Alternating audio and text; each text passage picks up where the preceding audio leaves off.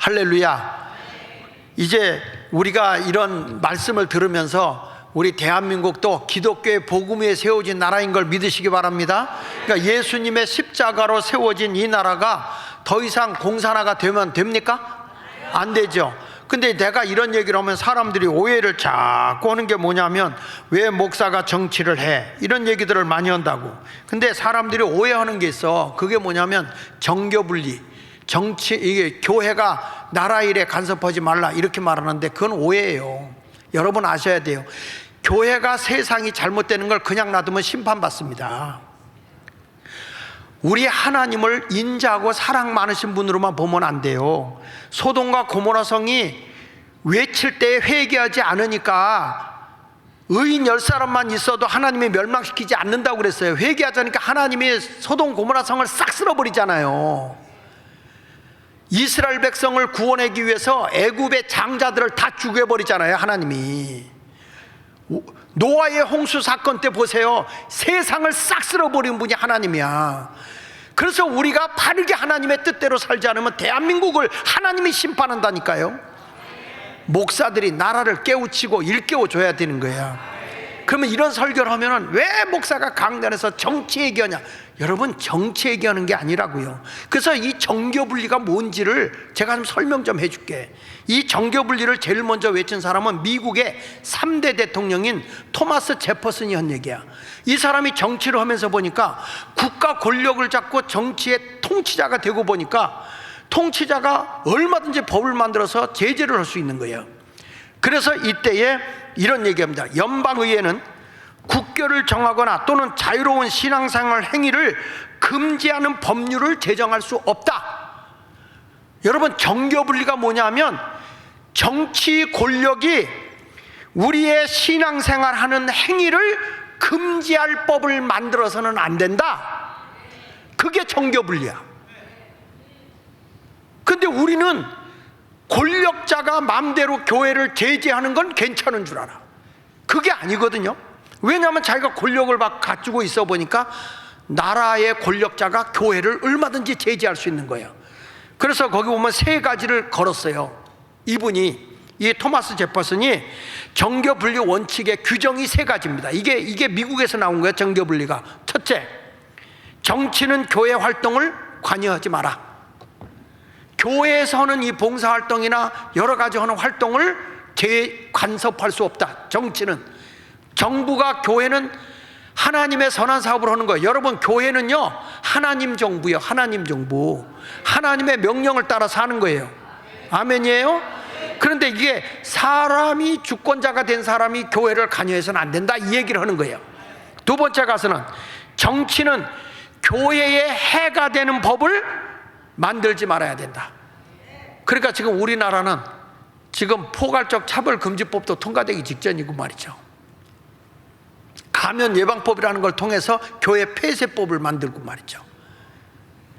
지금 정치가 교회를 간섭하고 있거든. 근데 이거를 못하게 한 게 토마스 제퍼슨이에요. 세 번째는 뭐냐? 정치는 교회에 세금을 부과할 수 없다. 교회는요 우리의 헌금이잖아. 우리는 월급 받아서 다 세금 내잖아요. 안 내? 내죠. 그럼 뭐 세금 낸 우리가 하나님의 선한 사업을 위해서 헌금을 하는 거잖아요. 그러면 이건 가지고 선한 사업 보고 이웃하고 선교하고 하는데 여기다가 또 세금을 매길 수 없다, 이런 얘기예요.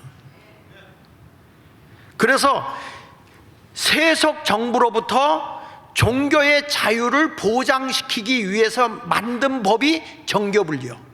그런데 교회가 세상이 잘못 가는 걸 꾸짖고, 하나님의 정부니까 꾸짖고 책망하는 거는 성경에서 해요, 안 해요? 합니다. 아모스 선지자가 하는 겁니다. 에레미야 선지자가 꾸짖는 겁니다. 왜? 하나님의 사람이 회개하지 않으면 심판이 오니까. 그래서 우리 대한민국도 이때 우리나라 건국을 할 때 이승만 대통령이 미국의 자유민주주의를 그대로 가져왔거든. 그래가지고요, 보세요. 제1항에 제20조 대한민국 헌법 제20조에 뭐가 나오냐면 모든 국민은 종교의 자유를 가진다. 종교 자유 가질 수 있어요. 두 번째, 제2항, 국교는 인정되지 아니하며 종교와 정치는 분리된다. 근데 이거를 오해하는 거야.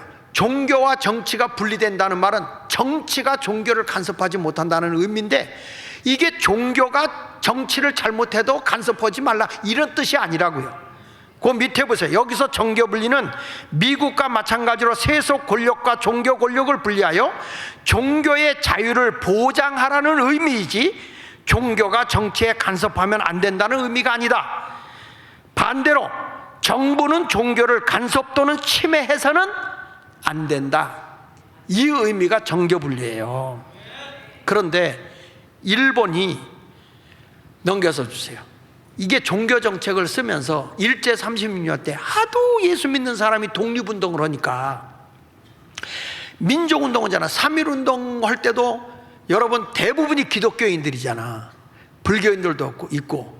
그래서 막 열심히 일을 하니까 나중에 가서는 이 정치는 종교에 간섭할 수 없고 종교는 정치를 간섭할 수 없다, 이런 정교 분리를 만들어 놨지만, 솔직히 일본이 우리나라의 기독교를 말살하고 뭘 했냐면 신사참배를 강요하죠. 그렇죠? 예, 그러니까 저들이 국가 신도 체제를 구축한 거예요. 그러니까 종교가 정치에 관여하면 안 된다고 왜곡된 정교 분리를 하고 교회를 말살하려고 했던 게 그게 일본이었다고요.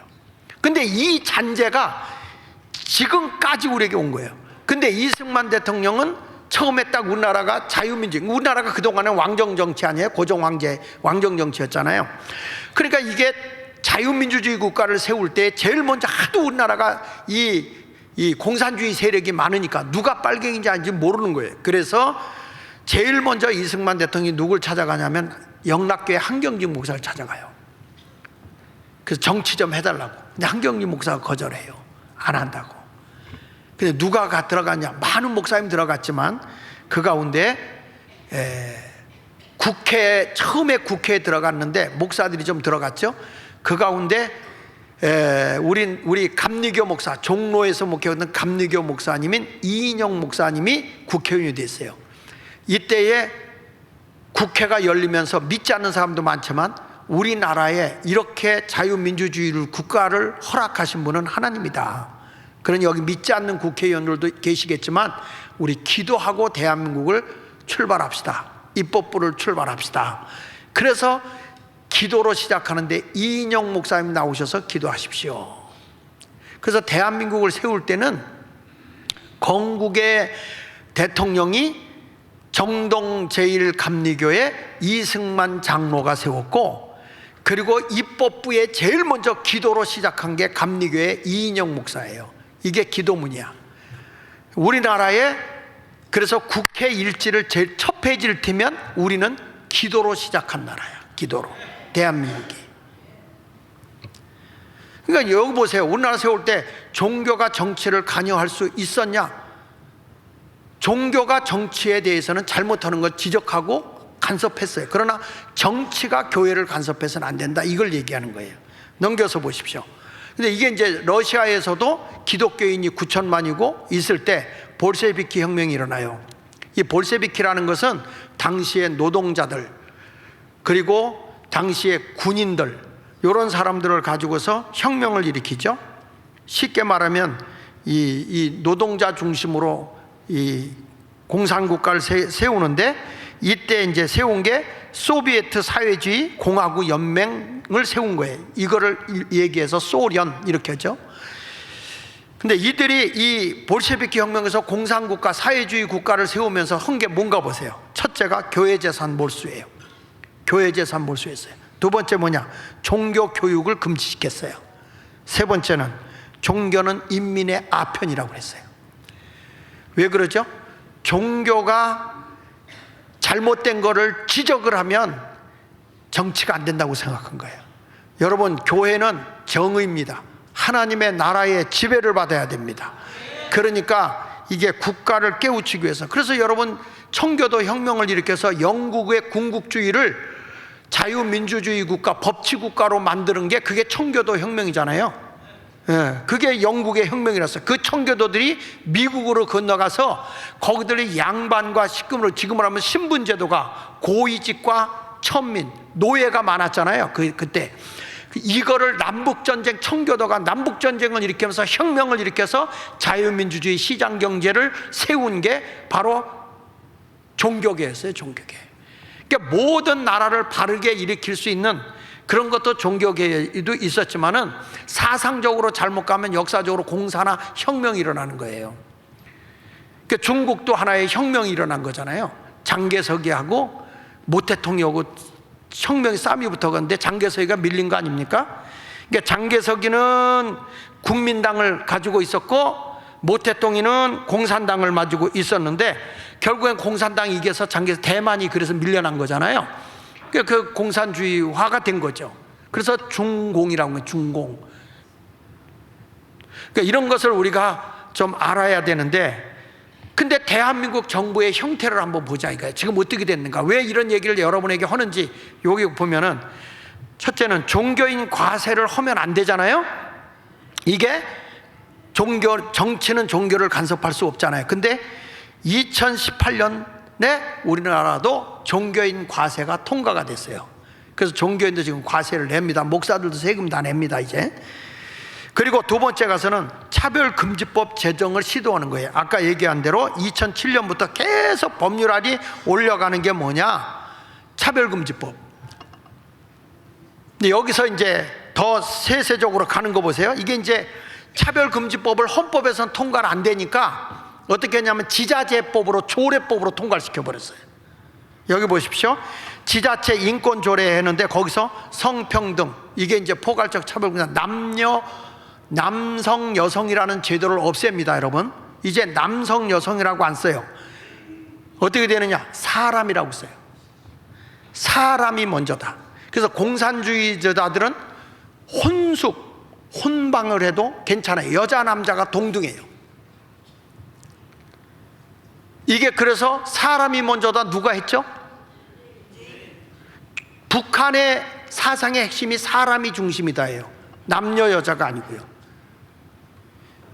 그 다음에 차별금지법, 이건 이제 27가지 포괄적 차별금지법에는 여러분 여기 여러 가지가 있습니다. 근데 거기에 사상적인 거, 종교적인 거, 이런 게 다 들어가 있기 때문에 공산주의 나빠요 해도 이게 사상법에 걸리는 거야. 27가지가. 지금 이걸 국회에서 통과시키려고 하는 거, 이걸 막자는 거예요 지금. 동성애법 통과되면 돼요?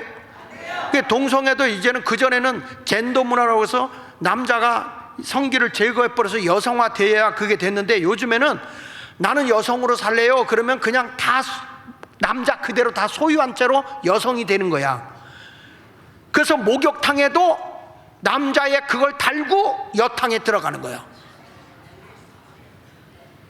놀라운 일이 생겨요. 여러분, 이런 미쳐 돌아가는 세상이라고 지금 대한민국이. 그래서 법을 만드는 사람들을 똑바로 뽑아야 된다는 거야 지금. 나라가 이 지경이 되어 가고 있는데, 여러분들이 생각할 때 우리 자식들이 앞으로 이런 교육을 받게 될 텐데 얼마나 끔찍하냐고 지금. 거기다가 또 뭐가 나온지 아세요? 밑에 뭐 학생 인권 조례가 있습니다. 이거 종교교육도 금하지만 여기에 뭐가 가냐면 종교 차별금지도 있어요. 그런데 학생 인권 조례항에 보면 이런 게 있습니다. 두발 자유화. 학생들, 중고등학생들도 두발 자유하게 돼 있어요. 그리고 학생에게 인권조례법에서 반성문을 선생님이 쓰게끔 시킬 수가 없고, 시켜도 거부할 권리가 있어요. 그리고 뭔지 아십니까? 중고등학생들이 서로 성결을 할 수 있는 저들의 권리가 주어졌어요. 이게 학생조례법이에요. 옛날에는 같은 남녀 학생들, 중고등학생들이 성관계를 하면 학교에서 체벌 했거든요. 지금 체벌이 안 됩니다. 거기서 임신을 해서 애 낳을 권리가 있습니다. 거기다 또 뭐가 있는지 아십니까? 여기들이 일진 조직을 할 수 있는 권리가 주어졌습니다. 그게 무슨 얘기인지 아시죠? 깡패 집단을 조직할 수 있는 권리도 줬어요. 지금 나라가, 여러분, 학생 인권 조례가 미쳐 돌아가고 있습니다. 여러분, 아이들이 출산할 권리도 주어졌습니다. 지금 나라의 법이 이 지경이 돼 있다고. 여러분, 목사가 이런 얘기를 해야 됩니까? 안 해야 됩니까? 여러분의 자식들이 중고등학교에 들어가서 이런 꼴이 된다면 도대체 예수 그리스도가 십자가에 못 박혀 죽어야 할 이유가 뭐냐 이거예요. 교회의 존재 가치가 뭐냐 이거야. 여러분들이 예수 믿는 목적이 뭐냐 이거야. 이런 세상에서 지금 이렇게 가서는 안 된다. 지금 이게 정치입니까? 나라를 바로 세워야 되는 겁니다. 도덕과 윤리가 바로 세워져야 되는 것입니다. 여러분들이 뽑아놓은 국회의원들이 이직거리를 하고 있다 이 말입니다. 그래서 이번에 목요일날 우리 지역은 10시 반에 국회의원 후보들 모아놓고 목사님들과 우리 동네 주민들 모아놓고 패널 토의를 합니다. 우리가 질문합니다. 동성애법 다 질의합니다. 우리가 다 질문서 줬어요. 답해라. 어떤 정신을 가지고 있느냐. 왜? 여러분, 국회의원은 우리 지역을 대표로 뽑는 거예요. 맞지 않습니까? 우리 대신을 위해서 심부름 해달라고 국회의원 뽑는 겁니다. 이것들이 국회에 들어가서 나라를 망가뜨리는 법을 만들게 내버려 두면 됩니까? 그러면 우리가 국회의원을 그냥 아무데나 안 뽑으라고 하면 됩니까? 여러분 생각해 보세요. 이번에 비례대표 뽑는데 비례대표 용지가 이렇게 길어요. 51.7cm예요 38번이 매겨져 있어요. 38번까지. 여기서 여러분들이 누가 옳은지를 뽑을 수 있어요? 3번이 더불어민주당, 이게 비례대표 뽑는 거예요. 4번이 국민의미래, 5번이 녹색정의당, 6번이 새로운미래, 7번이 개혁신당, 8번이 자유통일당. 그 자유통일당이 8이 들어간 게 기독당이라 그런지 팔복을 외치라고 준 것 같아. 팔복. 조국 혁신당 추첨, 그리고 10번부터는 추첨해서 뽑는 거예요. 38번까지. 여러분, 이런 때 우리가 정신 안 차리고 어떻게 하겠어요? 대강 하면 될 것 같아? 그래서 여기 보세요. 시간이 조금 갔지만 제가 이제 끝낼 텐데 여기 보시죠. 하나 넘겨서 보시면 칼빈이 목사님이죠. 이분이 제네바 시장까지 온 사람이에요. 이분이 이런 얘기했어요. 하나님의 권리를 도적질하려고 하는 사람이 보일 때는 그들의 머리에 침을 뱉어버려라. 이 정도가 아니었어요. 칼빈은요, 쯔빙글로와 함께 기독교의 복음을 말살시키는 사람들은 한 손에는 성경을 들고 한 손에는 칼을 들고 사람을 발로 깔고 죽이기까지 했어요. 하나님의 나라가 세워지지 않고 악은 버려야 된다는 거예요. 여러분, 여기 아브라함 카이퍼라고 네덜란드 수상을 한 분이죠. 이분은 목사님이십니다. 이분이 네덜란드의 수상까지 한 사람이야. 목사님이. 이분이 이런 얘기했습니다. 정치에도 하나님의 주권이 행사되도록 하는 것이 신자의 의무다. 이 나라의 정치도 하나님이 통치하게 해야 된다는 거예요. 왜? 하나님의 다스리는 나라가 되어야 나라가 바로 설 수 있는 거예요. 그래서 넘겨보면 일제 30년에 기독교가 말살하고 한국의 그 기독교의 정신이 무너질 때 일사각오의 정신으로 데모 뒤를 걸어가면서 고난을 당하면서 반일운동을 했던 사람이 누굽니까? 주기철 목사 아닙니까? 그만큼 우리나라의 목사들은 나라를 생각했어요. 나라를. 마지막으로 넘겨서 보시면 낙타가요, 머리 뒤밀게 추우니까 코만 들이밀어라 하고 텐트에다 집어넣잖아. 주인 밀어내버려. 지금 우리나라 괜찮겠지. 지금 나는 파헤쳐보고 파헤쳐볼수록 대한민국은 하부 조직까지 다 끝났어. 경제 생태계 자연 드림도 다 좌파가 장악했어요. 그러니까 저들이 아무리 선거를 해도 이게 경제 생태계를 장악하고 있으니까 저들이 표를 글로 가는 거예요. 이제부터 말합니다. 예수의 십자가의 구속의 은혜가 우리 개인에게도 가정에도 다 구원의 역사가 있어야 되고, 교회도 구원의 역사가 있어야 되고, 지역도 변화가 일어나야 되고, 대한민국이 복음으로 새로워져야 돼. 그리고 대한민국이 복음으로 자유 통일을 이루어야 되는 겁니다. 이것을 기억하면서 우리 대한민국 정말 이번 국회의원 선거 잘해야 된다는 거 기억하고, 여러분들이 꼭 나라를 위해서 기도하십시오. 얼마 안 남았습니다. 4월 10일입니다. 2주 지나면 선거해야 됩니다.